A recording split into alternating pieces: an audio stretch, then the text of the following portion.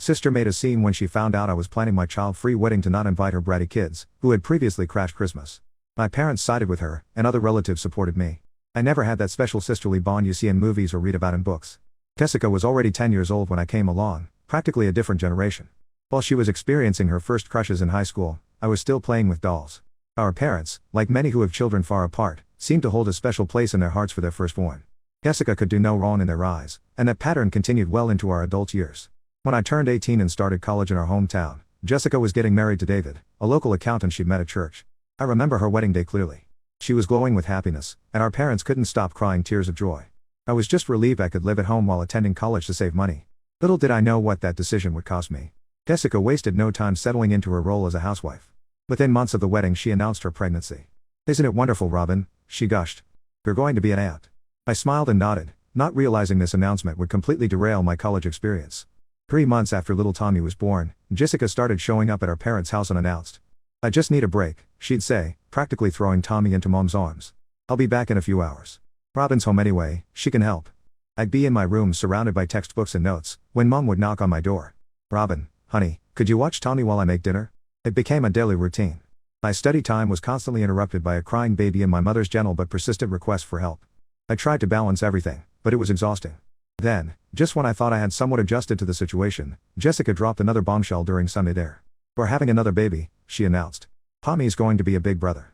2 years later, I was in my final year of college, trying desperately to prepare for my exams while dealing with both 3-year-old Tommy running wild through the house and baby Michael screaming at the top of his lungs. "Jessica," I said one afternoon after she dropped both kids off so she could go to the movies with her friends, "have you considered hiring a babysitter?" She looked at me like I'd suggested she sell her children. "Do you know how expensive babysitters are these days?" she scoffed. "Besides, why should we pay someone when we have family who can watch them for free?" Our mother, who was currently chasing Tommy as he ran through the house with her reading glasses, just nodded absently. Of course, she didn't mind. Jessica was her precious firstborn, and she'd never deny her anything. Meanwhile, our house had turned into complete chaos. Tommy treated every room like his personal playground, leaving a trail of destruction wherever he went. One morning I woke up to find he'd emptied all my college folders onto the floor and used my notes as drawing paper. Baby Michael's piercing screams provided a constant soundtrack to the mayhem. "Robin," Mom called out one afternoon, her voice strained. "Please come help with the boys. I can't handle them anymore today."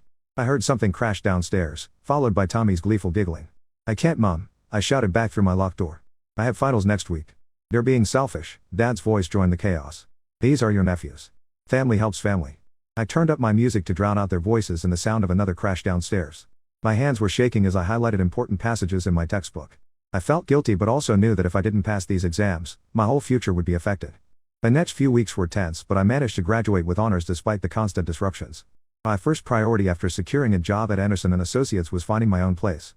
The starting salary wasn't huge, but it was enough to rent a small one-bedroom apartment across town. That first night in my apartment was the most peaceful I experienced in years. No screaming, no crying, no chaos, just blessed silence. 2 years passed, and I'd managed to create a comfortable life for myself. Then came the news of Jessica's third pregnancy. "It's another boy," Mom told me during one of our weekly phone calls. "Isn't it wonderful?" "Yeah, wonderful," I said, already imagining the increased chaos. "How are you and Dad handling Tommy and Michael these days?" Mom sighed. "They're energetic. Jessica still brings them over every weekend, says she needs a break. Now with another baby coming." Her voice trailed off, and I could hear the exhaustion she was trying to hide. During my next visit home, I found my parents looking older than their years. Tommy and Michael were racing through the house, playing some game that seemed to involve throwing all the couch cushions on the floor. Jessica had just dropped them off before heading to brunch with friends. "Mom, Dad," I said carefully, watching them chase after the boys. "You know you don't have to do this, right? You can say no to Jessica." Dad turned to me, his face red with either exertion or anger. "That's such a selfish thing to say, Robin. This is what family does." "There's nothing selfish about setting boundaries," I argued. They both look exhausted. "You don't understand what family means," Mom snapped, even as she picked up another cushion from the floor. "You've never understood. When you have children of your own, you'll get it." I left their house that day feeling frustrated and sad. It seemed like nothing had changed. Jessica was still taking advantage, our parents were still enabling her, and I was still the bad guy for pointing out the obvious. Over time, my weekend visits home became increasingly difficult to endure. Each time I walked through my parents' door, I found myself stepping into what felt like a war zone.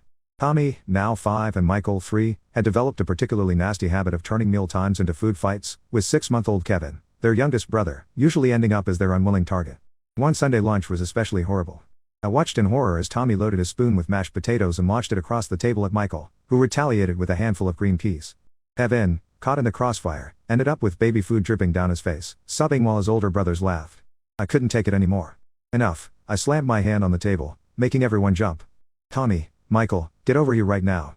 They stared at me, amused at being confronted. Look at this mess you've made, I point to the food-splattered floor and walls. And look at your brother crying. This is unacceptable.